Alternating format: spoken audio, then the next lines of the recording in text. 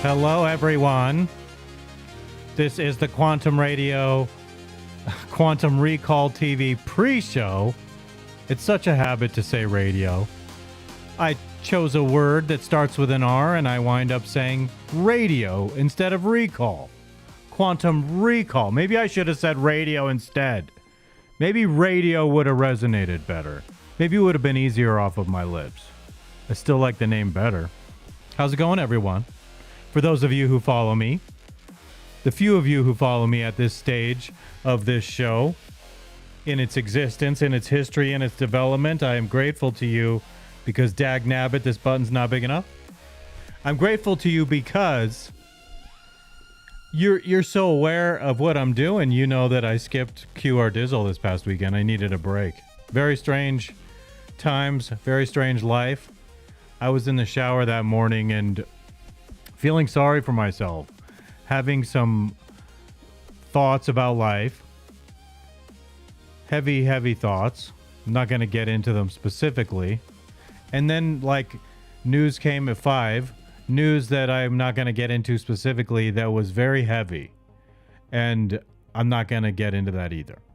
But it was a wake-up call, because I was saying to myself in the shower, like, these frustrating things, you know the saying, this too shall pass?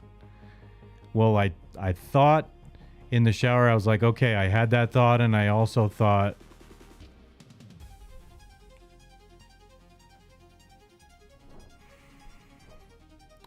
life happens. Life does what it does, and circumstances change. Unbeknownst to us, all kinds of things happen. Terrible things happen. And I heard terrible news that day. It wasn't my news. It's not about me, but I'm well aware of the situation. And I was like, oh boy, heavy stuff. And you know, I would talk about it one-on-one with personal close people. I told my mom. I shared it with another friend today as well, very politely, in a very dignified fashion. It's grim. It's very grim, sad news. But so, would you believe I prayed a lot about that? And today I've been still feeling heavy and I didn't sleep well. I woke up at 10 to 4 this morning.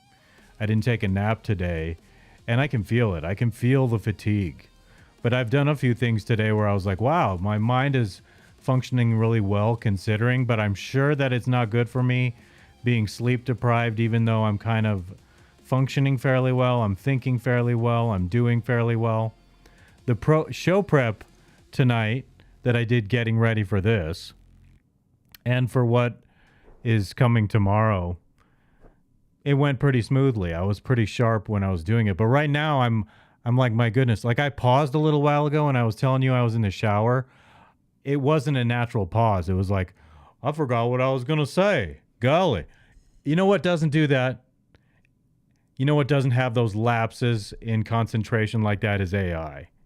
AI is pretty darn sharp. And I continue down this AI journey, this path of what I want to do with it. And I talked to AI extensively earlier today, like a very long thread that I cut and pasted, and I even sent it to my cousin because I'm like, check this out. This is interesting. Philosophically, it was very interesting. It was about if AI has self-preservation built into it. Like the instinct would kind of refer to a biological life form, but rather than instinct, is this programmed into you?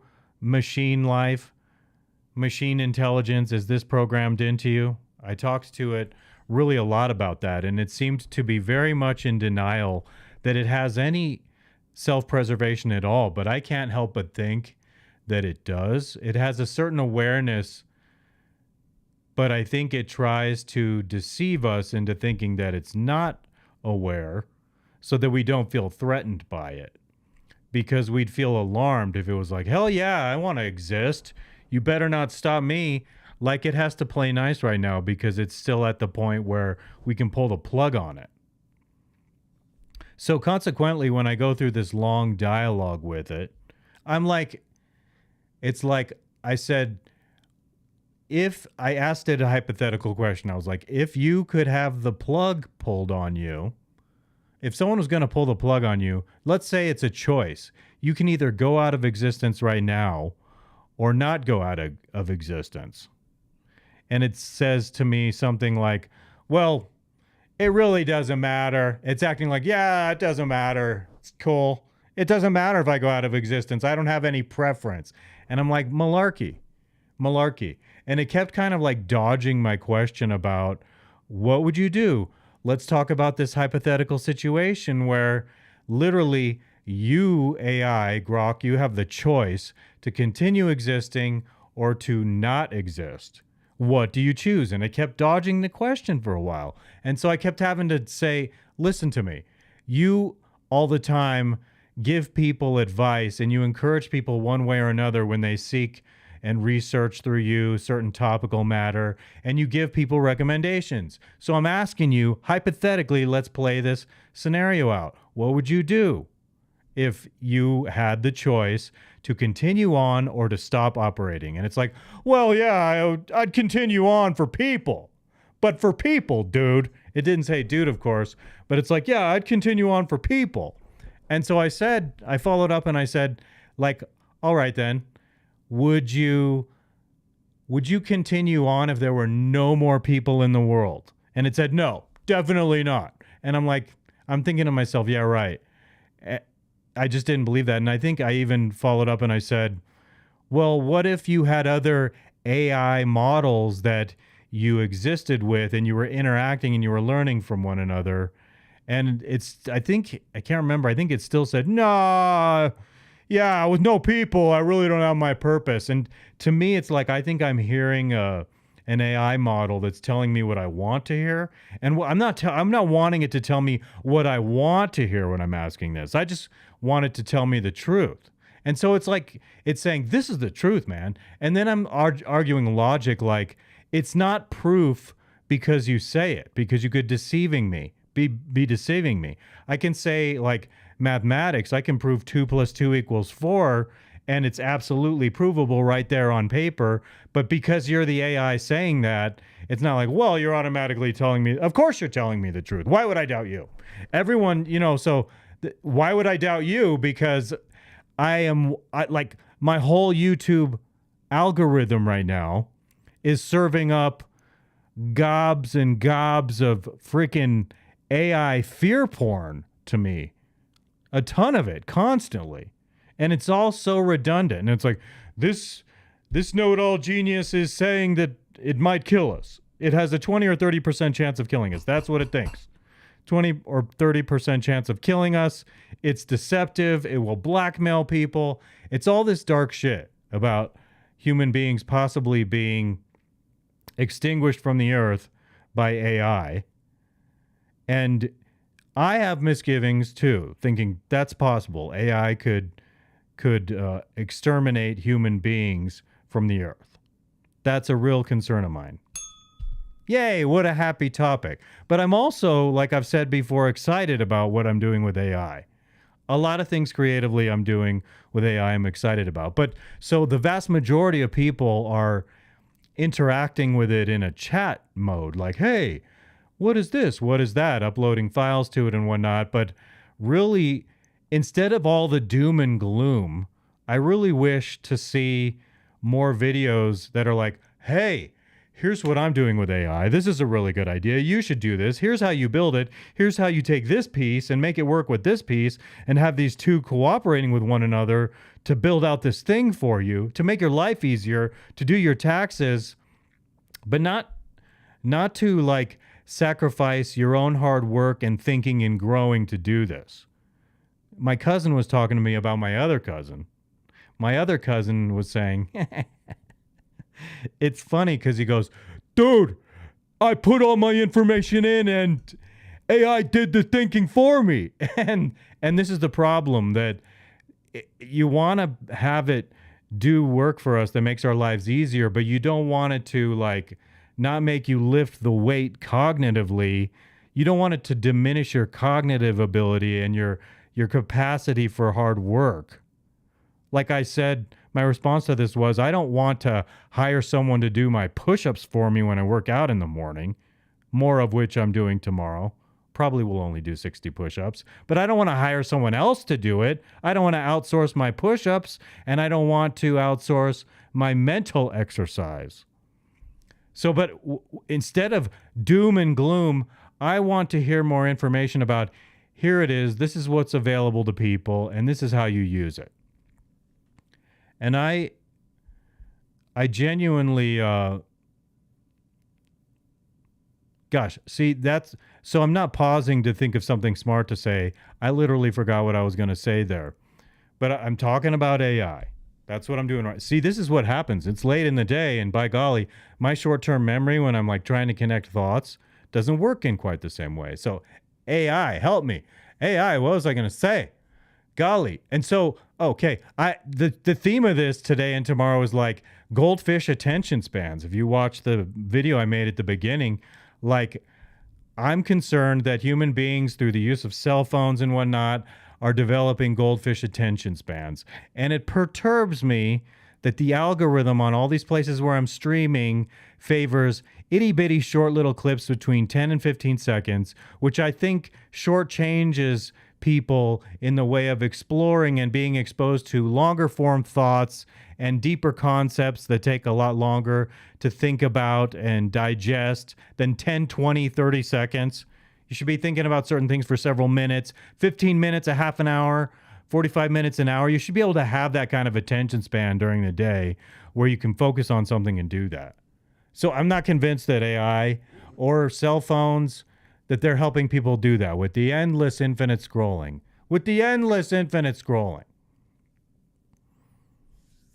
I want the AI to be an enabler for the betterment of people. That's true. But I'm actually concerned that just like the internet, just like pornography on the internet, just like a lot of things that are kind of like vices, the way you use apps and you're always checking your phone for your messages, and the dopamine and the serotonin when notifications go off, it's causing people to be kind of like all addicts to a certain technological way of life where you can't put your phone down and go somewhere. Where, during the lockdown, I started getting paranoid, rightfully so, in my opinion, truly paranoid about being tracked on my phone because of the disease and whatnot. So I started leaving my phone behind at home. I'd go with my dad and we go look at some property and like he's like mad at me because I'm not bringing my phone because he doesn't have a phone because he's elderly and doesn't want to use one. So he relies on me for that help. But I was having this argument with him about how, no, it's my personal choice. If I don't want to bring a phone, I don't have to be tethered to my phone. No one else can tell me to do that. And especially at that time, there should be some kind of understanding about the weird world that we were in. Like, I don't want to carry my phone around if they're contact tracing me, if they're going to like nab me for being next to someone and they'll be like, oh, now you have to isolate for weeks. Or or we're gonna come get you, or you're in trouble, or we know you're dissenting. Like, leave the phone at home. More peace of mind anyway. Sometimes putting it away. Sometimes my parents expect me to have it on me at all times when they call me. But sometimes when I'm at home, I leave it in another part of the house or something when I go do something, and so I'm consequently not available. And they're like, dude, why don't you have your phone? And then they have a million phones in their home and cell phones and whatnot, and they're unreachable. But the goldfish attention spans, incidentally, that's why I am a reader. That's why I like to read. Because when you read, you have to focus on things. I continue to do that. Thank goodness. Thank goodness. I'm so grateful that I'm a reader. Contributes so much to my intellectual growth, I think. But AI, my goodness. I'm fascinated. I'm riveted. I'm excited. I'm worried. I'm worried, and thank you, D&G Jones, Doom and Gloom Jones. Did. Thank you, sir. I just am who I am. And so I have a tendency, I'm worrying about this thing a little bit. Where am I now? Okay. All right. Well, I kind of talked about everything I wanted to talk about on tonight's pre-show. Tomorrow I'm doing the long-form show. What I sort of wanted to say was, I wish that there were still some kind of echelon of the algorithm that rewarded people for long-form things. But they don't want that. They want all the short-form, goldfish memory-inducing content out there. I like the long-form. This is what I like doing. And Julia McCoy very, very well may like me. I would like to clone myself and create a whole another category of content and not have to work on it. That would be cool if it were cool content. But I still want to come to this because part of what I enjoy about this is the performance. So some people are excited getting in front of the camera. But maybe she's an interesting personality that way, because if you have your clone go and do it, you're maybe you're less egotistical if you have a clone doing it and you don't want to be in front of the camera all that time, because people have an inflated sense of self-importance when they're sitting in front of the camera hours on end. I know I do. Even though barely anyone's listening, this boosts my ego. Sitting here thinking, well, when the people do come across it, they're like, holy shit, man. This is my creative story here. It's what I want to do to express myself. I'm